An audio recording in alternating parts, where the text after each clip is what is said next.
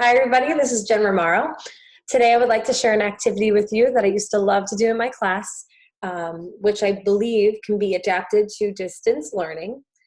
This activity is focusing on getting students to engage in discussion. Specifically in math, we want our students to practice talking about their math and their work, talking about why they chose the solution, and also practicing their typing skills. So here I'm going to go to classwork. Something that I love to always point out in my classroom is that I like to organize by topic.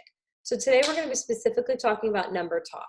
So number talk is something that I like to use as a do now, or if you just need to do something quick to get the students to interact with one another, it's a great activity to do. So here you can see all the different number talks that I have done in the past. When you do number talks, I don't actually assign it as an assignment. I create it as a question, which I'm going to show you now.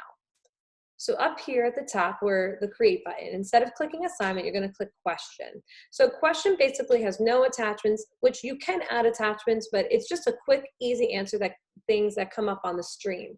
So here, question, I'm going to create one. I'm going to add the question here. Why is 3 1/5 minus 2 3/5 equal to 3/5 and not 1 2/5? Usually when I write mixed numbers, I like to put the underscore here instead of the word and so that it doesn't look too wordy. The great part about questions is that you have the choice of doing short answer or multiple choice. The multiple choice is actually really cool if you need to do quick assessments to kind of see if the students are understanding their topics or anything that you're doing. So it's a really quick, easy, informal assessment. You could write as many options as you like, and then when the students are actually choosing, the cool part about it is that you could see who chose what. But today we're going to do short answer because I want the students to engage in discussion and practice writing out their answers. Over here, just like anything else, you can change and manipulate depending on what's going on, if you're grading it, where you're placing it, what students are doing it, if there's a due date.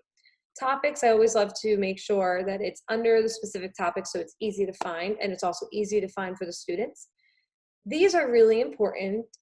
I always click on students can reply to each other because I want them to engage in discussion with one another.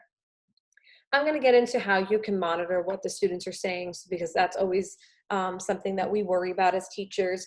But usually the students are really responsible with what they have to do. Here you could also choose the option that students can go back and change their answer, but because we're having discussion, it's not necessary. They can always add another comment correcting what they've said, and I think that's really important because then they can see growth. So under instructions, I usually like to write something, please comment in class comments and not private comments because we want the entire class to be able to see the comments. If you need to add attachments or you created something that you would like to add that I guess supports this question, you can, but because once again, this is a quick, easy activity that you should be able to create very quickly and assign it quickly, we don't need to necessarily do this. So I'm gonna now click ask, and we're gonna go to stream so we can see what it looks like. So it's gonna come up here for the students, they'll click on it, and this is where you're gonna see the discussion. The students don't see this. This is what it's going to look like for your students. So you'll see here class comments. This is where they're going to type in their answers. And students can reply to other students' questions. They can write their own. You can join into the discussion. So it's a really nice way, especially right now with the students being home, to get them to interact with one another, but also doing math. And of course, this can be manipulated for any subject. You could put a discussion question about a novel that you're reading in class. You could put up a discussion question about something in science or social studies.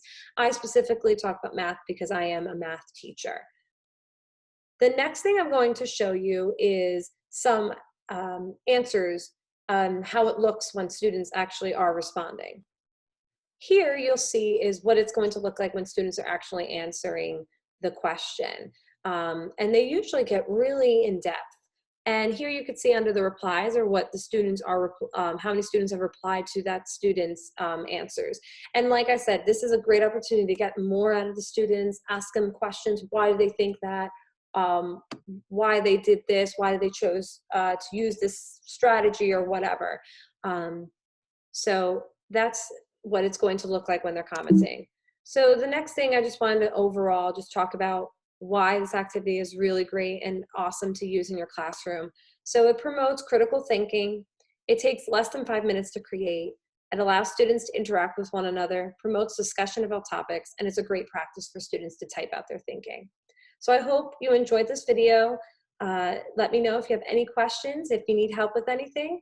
Once again, this is Jen Romaro, and have a wonderful day.